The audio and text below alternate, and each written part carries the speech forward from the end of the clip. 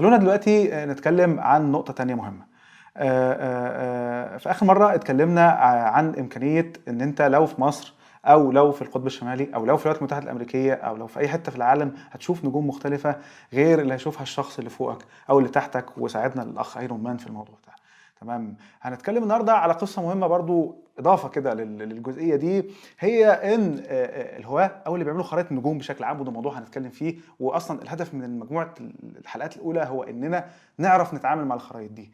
إنه مثلا لو ايرون مان موجود دلوقتي في مصر، أو لو موجود في أوروبا، أو لو موجود مثلا في شمال روسيا، غالبا هيشوف تقريبا نفس النجوم. أما لو هو موجود جنوب خط الاستواء في جنوب أفريقيا مثلا، أو إنه موجود في استراليا، برضه هيشوف نفس النجوم اللي هي في جنوب الكره السماويه، زي ما شرحنا ان الكره السماويه كره لطيفه كبيره في الحلقه اللي فاتت.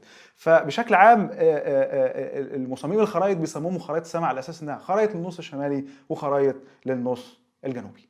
النقطه المهمه اللي لازم نعرفها دلوقتي عن النجوم في السماء هي حركه النجوم. النجوم بتتحرك في السماء بشكل يومي وعلى مدار السنه، وده اللي احنا هنبدا نشرحه من دلوقتي. تمام. خلونا مثلا نبدا باننا نسال سؤال شويه مهم، وهو نفترض مثلا ان انت طلعت في سطوح بيتكم الساعه 8 بالليل مثلا، وبصيت فوقك لقيت نجمه شكلها حلو حمرا كده وعجبتك. هل تعتقد ان انت لو طلعت الساعه 2 بالليل في نفس الليله هتلقى نفس النجمه في نفس المكان؟ لا، لان النجوم بتتحرك بشكل يومي في السماء، وده اللي احنا رايحين نشرحه دلوقتي. طبعا كلنا عارفين ان الارض هي كوكب بيلف حوالين نجمه اسمها الشمس. فخلينا نتخيل ان دي الارض. تمام. لما تبقى الارض في مواجهه الشمس يبقى ده عندنا النهار، لكن لما تبقى الارض او الجزء ده من الارض اللي مش في مواجهه الشمس ده بيبقى ليل. تمام. فخلينا نتخيل مثلا ان في مجموعه نجوم هنا اهي، الخطوط دي هنفترض انها نجوم، وبرده في هنا ورا الشمس بعيد خالص زي ما شرحنا ان الارض والشمس هنا اهي، ودي الكوره السماويه كلها زي ما قلنا. فمثلا دي الارض والشمس مع بعض، فده معناه ان مثلا في مجموعه نجوم هنتكلم عن مجموعه نجوم موجوده ورا هنا بالشكل ده. لو انت بالنهار ما تقدرش تشوف اي حاجه ورا الشمس، لان الشمس منوره في وشك تمام بالظبط زي ما يجي واحد صاحبك كده ينور كشاف عالي قوي في وشك. تمام. فانت ما تقدرش تشوف ايه اللي وراه بالظبط. اما انت لو اديت له ظهرك، لو هو واقف مثلا في الجهه دي، هتقدر تشوف الخريطه دي، وهتقدر تشوف التلسكوب، وهتقدر تشوف كل حاجه. ده لان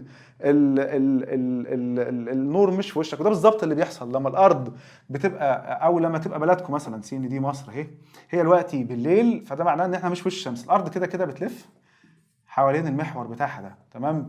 وهي بتلف اللفه دي، شويه بتبقى بالنهار وشويه تبقى بالليل. النجوم كده موجوده في السماء، لكن لان الشمس منوره في الجهه دي بالنهار، فاحنا مش هنقدر نشوف النجوم اللي حوالين الشمس دي او اللي وراها، لكن في اتجاه الليل نقدر نشوف مجموعه النجوم دي. بس في نقطه مهمه جدا، وهي بما ان الارض كده بتلف، ده معناه ان انت مش نفس النجوم اللي هتشوفها الساعه 7 بالليل مثلا هي تشوفها 8، هي اللي هتشوفها 9. ده بكل بساطه لان بما ان الارض كبيره جدا والسماء دايره كبيره جدا زي ما انت شايف في الفيديو اللي بنعرضه قدامك دلوقتي.